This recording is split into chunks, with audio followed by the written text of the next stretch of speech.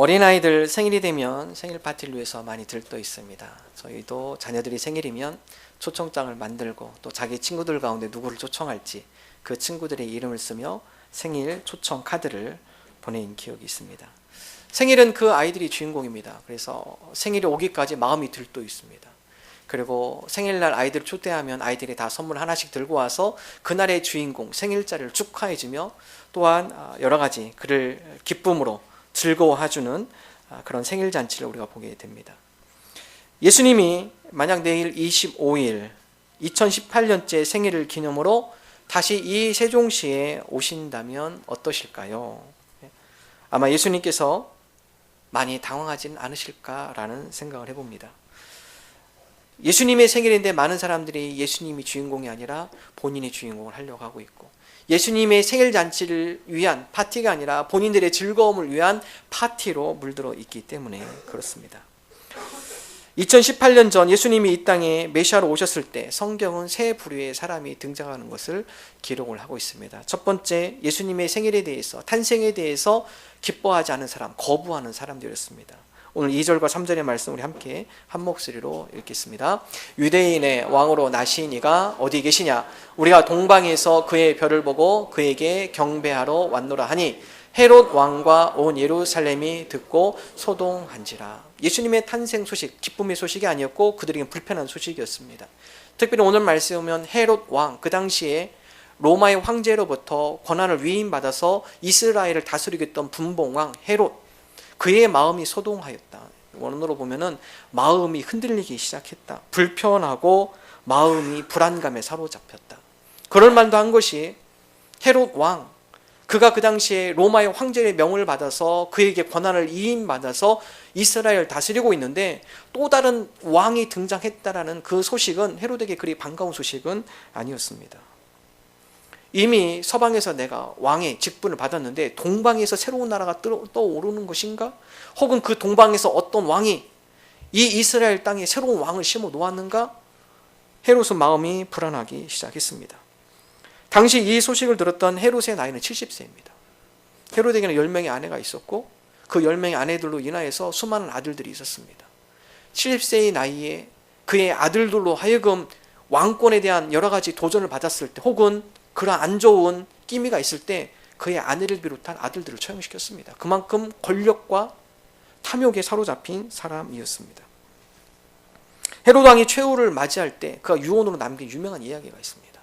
이스라엘 가운데 가장 존경받는 한 사람을 감옥에 가둬라. 그리고 내가 마지막 죽는 날 그 사람도 처형시켜라. 왜냐하면 헤롯이 죽었을 때 헤롯을 위해서 우리 사람이 필요했습니다. 어떤 누구도 헤롯을 위해서 울 사람이 없어요.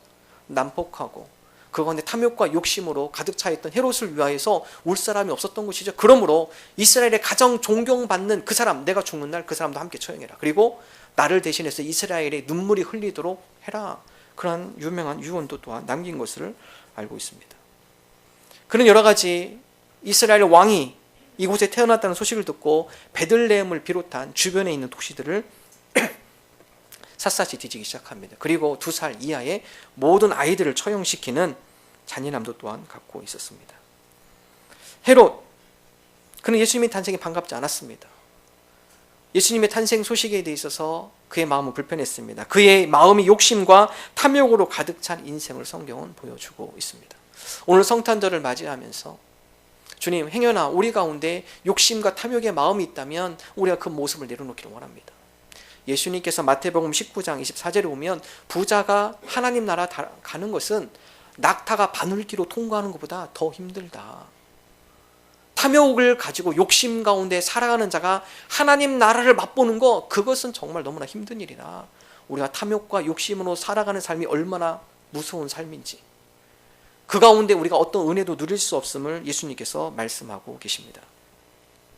신앙생활은 우리의 주도권을 옮기는 것입니다. 우리의 삶의 주도권, 이제는 내가 아니라 예전에는 내가 내 마음대로 내 뜻대로 내가 하고 싶은 대로 살았다면, 그러나 예수님을 만난 뒤에는 이 주도권을 넘기는 것이죠. 주님, 내 자신이 내가 주인이 아니군요. 나의 삶이 내가 주인이 아니군요.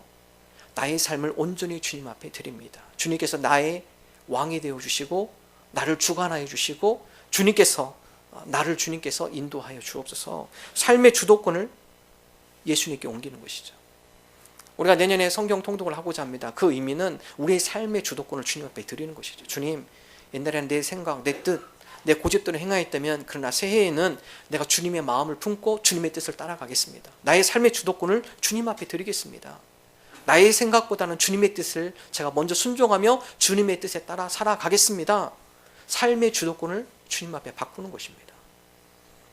바로 그러한 때에 우리 가운데 기쁨이 있습니다. 평안이 있고 그러한 삶 가운데 감사가 넘치는 삶이 되어질 수 있다는 사실입니다.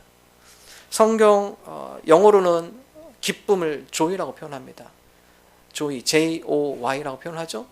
근데 여러분 이것을 다음과 같이 해석합니다. J, Jesus first, 예수님께서 첫 번째. O, others second, 다른 사람들은 두 번째. U, Y, you third, 당신이 세 번째. 여러분 여기에 기쁨이 있는 것이죠. 우리의 삶의 주도권이 첫 번째로 주님 앞에 드릴 때, 그리고 다른 사람들이 2순위 되고, 그리고 마지막 내가 3순위 될 때, 예수님이 첫 번째일 때, 그때 우리 가운데 기쁨이 있는 것이죠. 헤롯은 거꾸로 했습니다. 내가 첫 번째, 다른 사람들 두 번째, 예수님 세 번째 안 왔으면 좋겠어요. 예수님이 내 근처에 얼씬거리지 않았으면 좋겠어요. 예수님이 내 삶의 영역에 침범하지 않았으면 좋겠어요. 그런 가운데 헤롯은 불행한 삶을 살아간 것입니다. 오늘 저와 여러분이 기쁨으로 살아가기를 원합니다. 예수님께서 우리 삶 가운데 첫 번째가 되기를 원합니다. 그 사랑을 가지고 다른 사람들을 섬기며 그들을 위해서 함께 봉사하며 그들을 세워주는 삶이 되기를 원합니다. 그런 가운데 주님께서 우리 가운데 주시는 기쁨으로 살아갈 줄로 믿습니다. 이 성탄절 주님, 우리 가운데 왕으로 오시옵소서. 나의 주도권을 주님 앞에 드립니다. 나의 삶을 온전히 주님 앞에 맡깁니다. 나의 삶 가운데 왕으로 오셔서 우리를 다스려 주시옵소서. 주님을 기쁨으로 맞이하는 저와 여러분 되기를 주님의 이름으로 축원합니다. 두 번째, 오늘 나타나는 인물, 무관심한 사람들입니다. 첫 번째는 거부하는 사람들, 그와 더불어서 또한 무관심한 사람들이 오늘 말씀에 등장하고 있습니다. 우리 4절의 말씀 함께 한 목소리로 읽겠습니다. 왕이 모든 대제사장과 백성의 서기관들을 모아 그리스도가 어디서 나겠느냐 물으니. 동방 박사들의 이야기를 듣고 헤롯 왕이 당황합니다. 마음이 흔들리기 시작해요. 그리고 정말 이 사실인지 그 당시에 대제사장 서기관들 다 불러 모읍니다. 지금 동방에서 온 박사들이 별을 보고 이 동네에 유대인의 왕이 났다 하는데 너희들이 그것을 들은 기억이 있는가? 그 가운데 대제사장 서기관들 이야기합니다. 예, 미가가 예전에 그렇게 예언한 적이 있습니다. 미가서 5장 2장에 보면 유대 땅 베들레헴아 너는 이 고을 중에 가장 작지 않으다. 아니야도다. 내게에서 한 다스린 자가 나올 것이다. 미가가 그렇게 예언한 적이 있습니다. 대제사장 서기관들, 그들은 이미 지식적으로 많은 걸 알고 있었어요. 메시아가 이 땅에 오실 것을 구약의 예언자들을 통하여서 누누이 들었고 또 그것을 알고 있었습니다. 그러나 그게 나의 이 시대에 이루어질 거라고는 생각지도 않은 것이죠. 만약 그 소식을 들었다면, 메시아에 대한 소망과 기대가 있었다면 사람을 보내서라든지 혹은 본인들이 베들레헴에 가서, 유대 땅 베들레헴 난다 하셨으니까 베들레헴에 가서 조사를 했든지 뭔가 행동을 보여줬을 것입니다. 그러나 오늘 성경 말씀은 그들이 지식만 알고 있었지 그 어떤 누구도 베들레헴에 가서 확인하거나 이 예언의 말씀이 이루어질 거라는 확신을 갖거나 기대와 소망을 가지고 이 말씀을 받는 사람이 아무도 없었다라는 사실입니다. 무관심이죠. 무관심입니다. 무관심한 신앙생활 가운데 어떠한 변화와 성숙과 열매는 맺혀지지 않습니다. 우리 신앙 가운데 열매와 변화와 성숙은 관심에서 시작이 됩니다.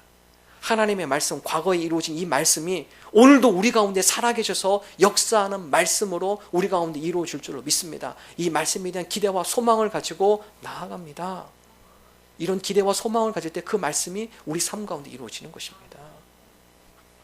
오늘 저와 여러분, 우리의 지식과 행동, 이것이 분리되는 것이 아니라 우리가 알고 우리가 받았던 은혜, 이 말씀이 우리 삶 가운데 이루어지기를 원하고 우리 삶 가운데 실천되기를 원하고 순종하기를 원하고 적용되기를 원합니다. 그 말씀의 은혜를 누리기를 원합니다. 우리가 신앙생활하면서 말씀을 들어도, 성경 말씀을 읽어도 그것은 그 사람의 이야기, 그 선지자의 이야기, 그것은 그 당시 시대의 사람의 이야기, 나와는 무관한 이야기.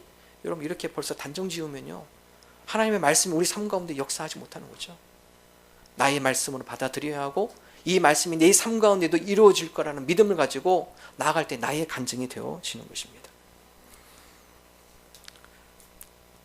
우리 교회 아침에, 우리 교회 등록교회는 아니지만 아침마다 이곳에 와서 성경을 읽은 집사님 한 분 계십니다. 이분이 교회 오면 저희 교회 주보를 유심히 보세요. 여러분 주보 유심히 보십니까? 예. 저는 그분이 우리 교회 어떤 성도분들도 주보를 열심히 보세요. 예. 광고도 열심히 보고, 그리고 무엇보다도 우리 교회에서 하는 것들을 열심히 따라 하십니다. 예. 35일 신약 성경 통독, 고3 수험생 기도회, 이번에 감사일기, 1년의 성경 통독. 저도 제가 간혹 출근해서 간혹 이렇게 뵈면, 목사님 이번에 이런 행사예요? 더 적극적으로 관심을 갖고 이 행사에 같이 참여하세요. 그래서 이분이 수험생 기도회 때도 참여하고 35일 성경 통독도 본인들이 하고, 그러면서 그러한 메시지를 보내왔습니다. 목사님, 물론 큰 교회에서 많이 하지만, 이런 거 많이 하지만, 제가 작은 교회 다니면서 우리 교회에서 고3 수험생으로 해서 교우들이 또 교회에서 적극적으로 같이 참여해주고 기도해주고 위로해주고 또 자녀들을 위한 편지도 쓰고 너무나 큰 감동을 받았습니다.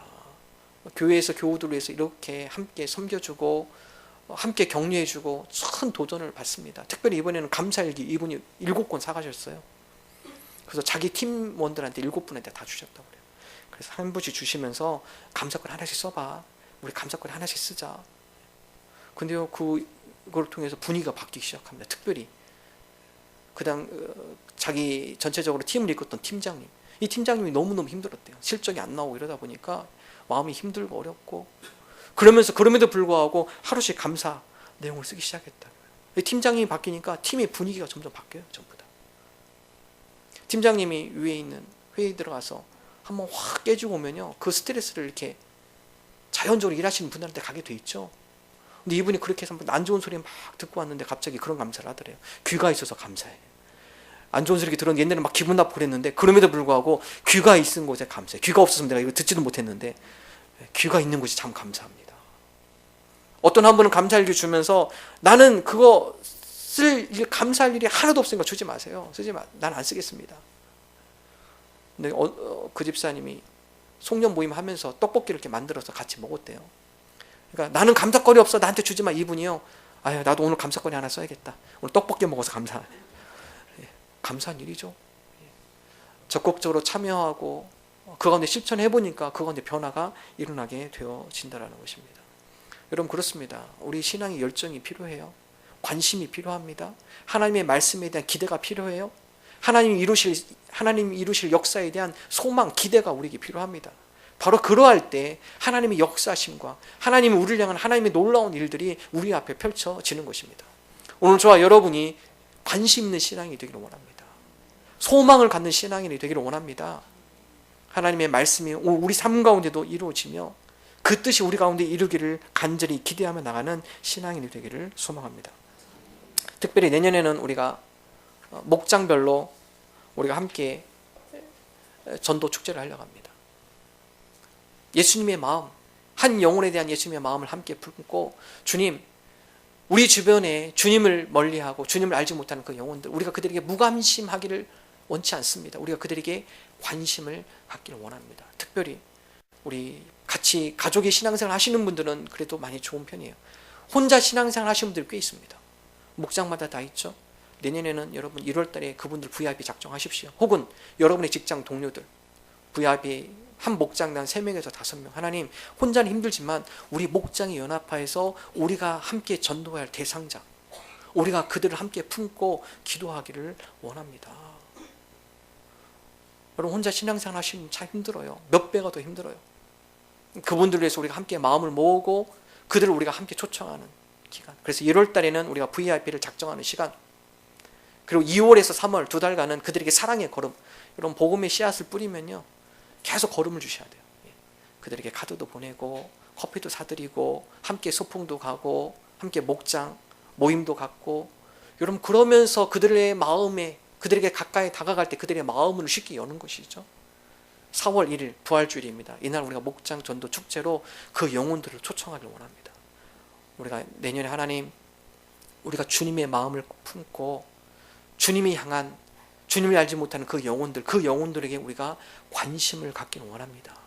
그 영혼들을 초청하며 그 영혼들에게 이 구원의 기쁨을 함께 나누기를 원합니다. 신앙의 기쁨을 함께 나누기를 원합니다.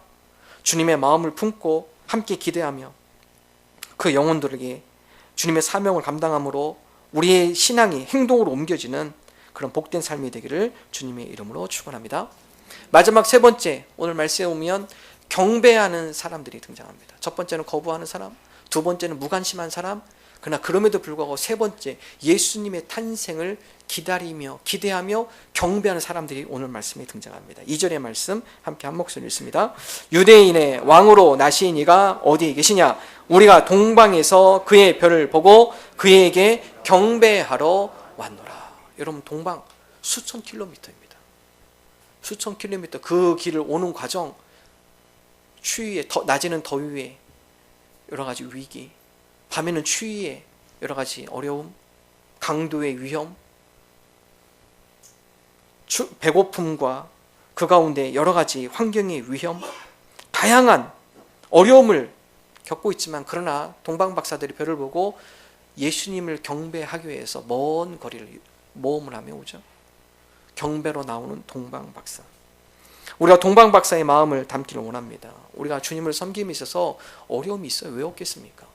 오늘 예배 자리에 나오고 우리가 신앙생활을 하면 어려움 없는 사람이 누가 있겠습니까?